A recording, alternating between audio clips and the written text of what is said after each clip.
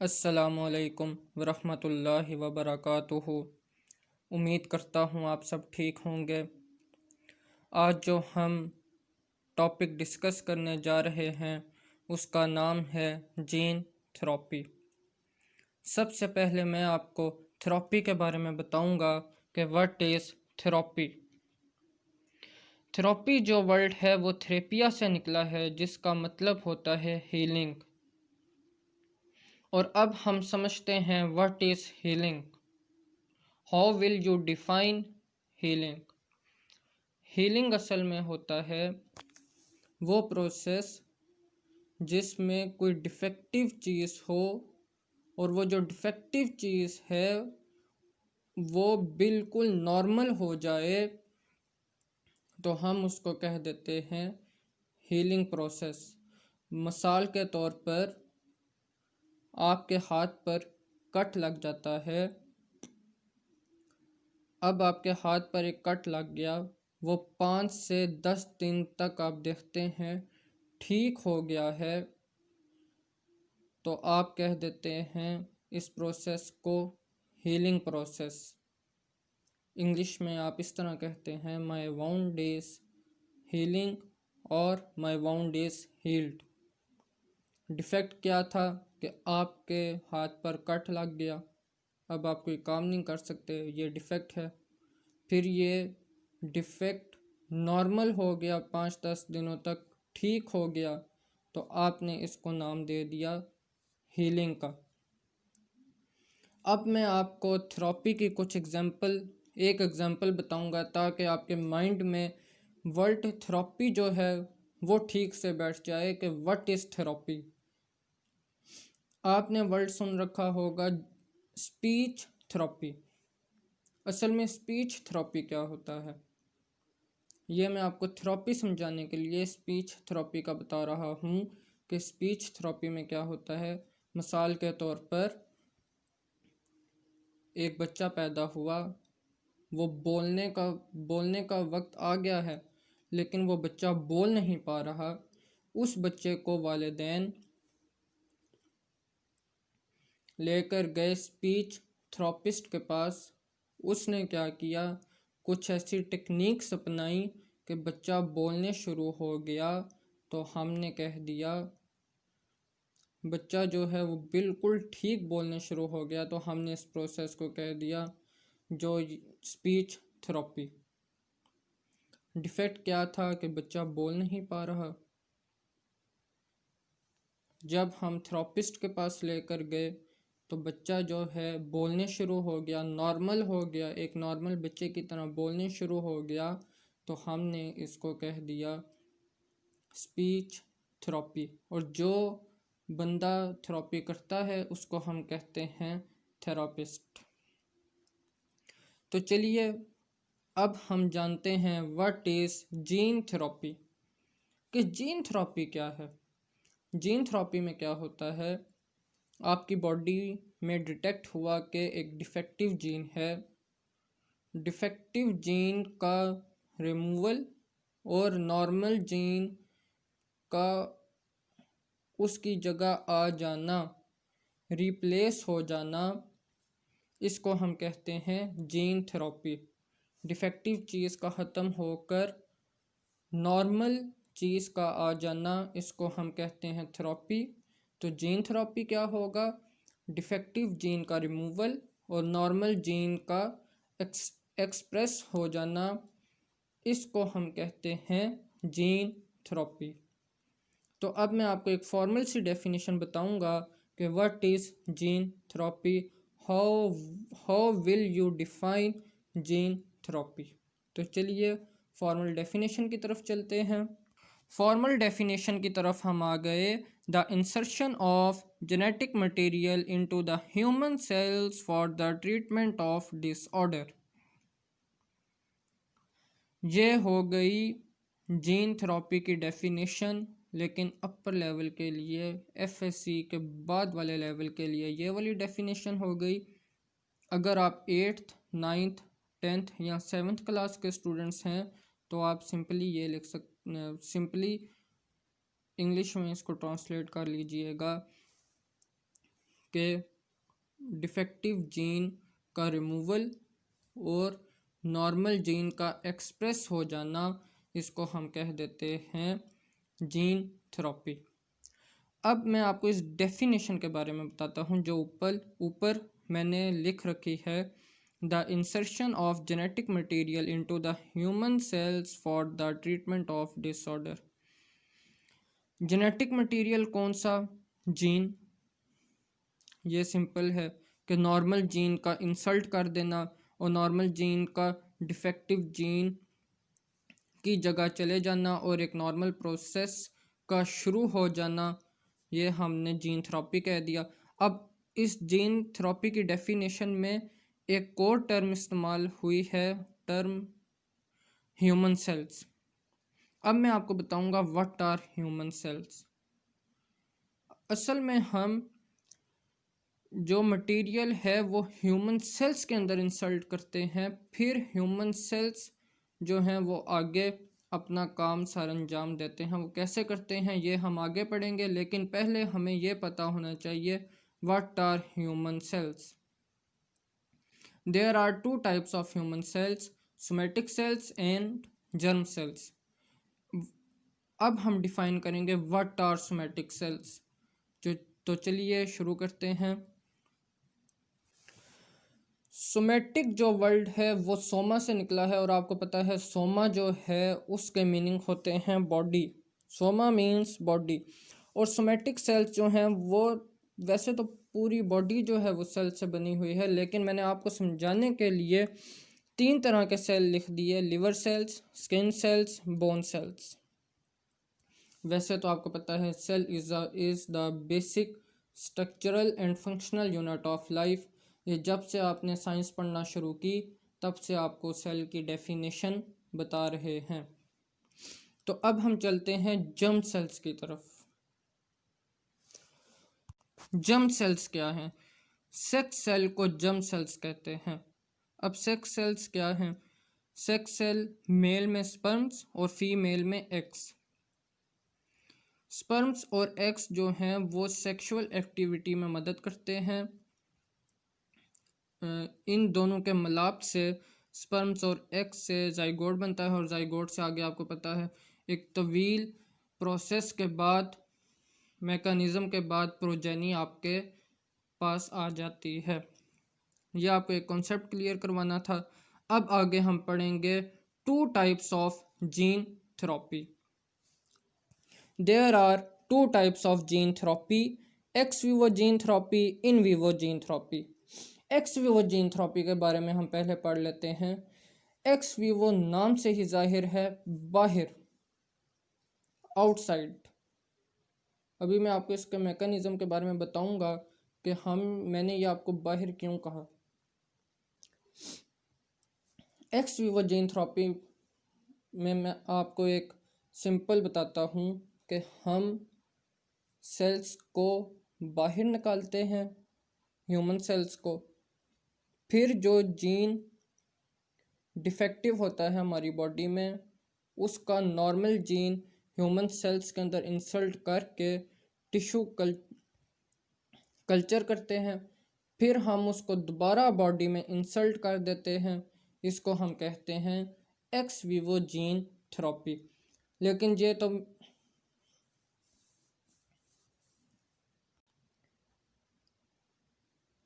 ये तो मैंने आपको एक सिंपल सी बता दिया कि एक्स विवो के स्टेम सेल्स को बाहर निकाला, फिर डिफेक्टिव जीन जो था उसका नॉर्मल जीन स्टेम सेल्स के अंदर डालकर फिर दोबारा बॉडी में इंसल्ट कर दिया। अब मैं आपको एक्स विवो जीन थेरेपी की एक मुकम्मल एग्जांपल देता हूँ।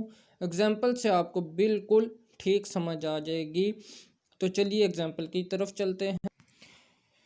एक्स विवो जीन थेरेपी के एग्जांपल है हमारी एक डिजीज़ है SCID। S means severe, C means combined, I means immuno, D means deficiency.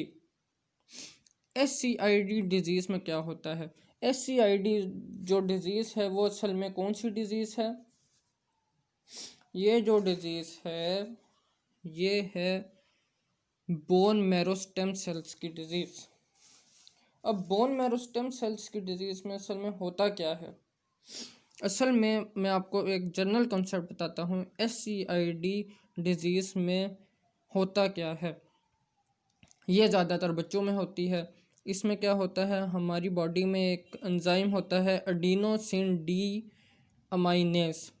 ये जो एंजाइम है ये ब्रेक डाउन करवाता है एडिनोसिन ट्राइफॉस्फेट की।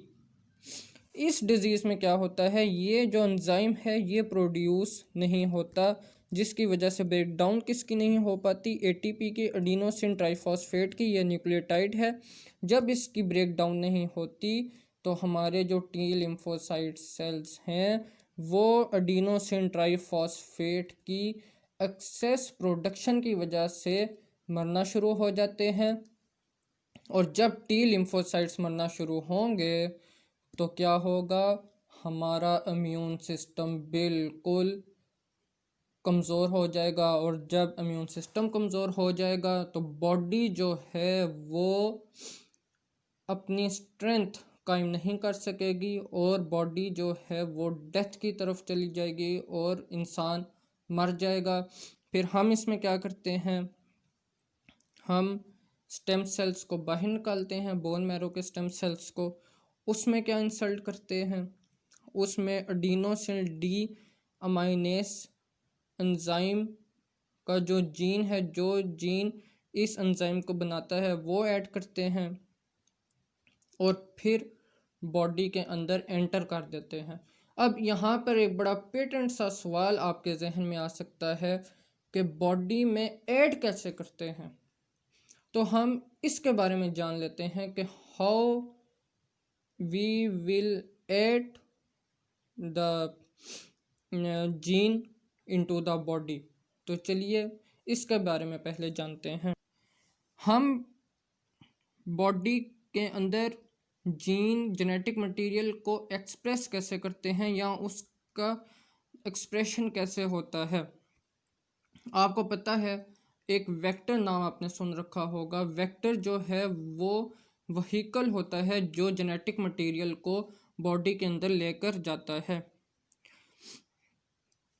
वेक्टर जो है वो हम वायरसेस को वेक्टर के तौर पर इस्तेमाल कर लेते हैं क्योंकि वायरसेस जो हैं वो इंट्रासेलुलर पैरासाइट्स हैं। जब हम वायरसेस के अंदर जीन को, नॉर्मल जीन को ऐड करेंगे और फिर इसको कल्चर करके बॉडी के अंदर इंसल्ट करेंगे तो वायरसेस आपको पता है सेल्स के अंदर बहुत जल्दी पेनिट्रेट हो जाते हैं।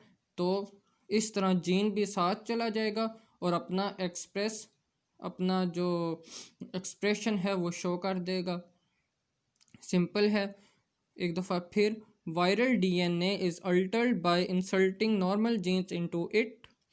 Then virus is allowed to infect target defective cells. Defective cells वही कि डिफेक्टिव जीन्स जो SCI जो एडिनोसिन डाई अमाइनेस एंजाइम जो है वो नहीं बना रहे और जिसकी वजह से ATP की ब्रेक डाउन नहीं हो रही। तो ये आपको समझ आ गई होगी। अब दोबारा SCID डिज़ीज़ की तरफ चलते हैं।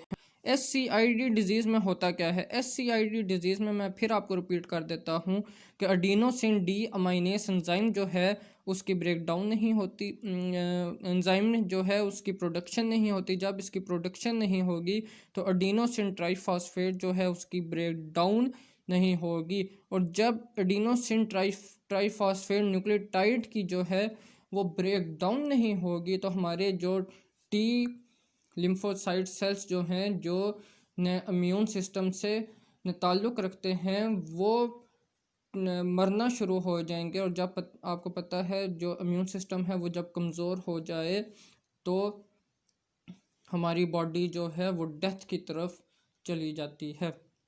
तो उम्मीद करता हूँ आपको एक्स वीवो जीन थेरेपी की समझ आ गई होगी। अब इसकी दूसरी टाइप की तरफ तो चलिए अब हम इन वीवो जीन थेरेपी के बारे में पढ़ते हैं।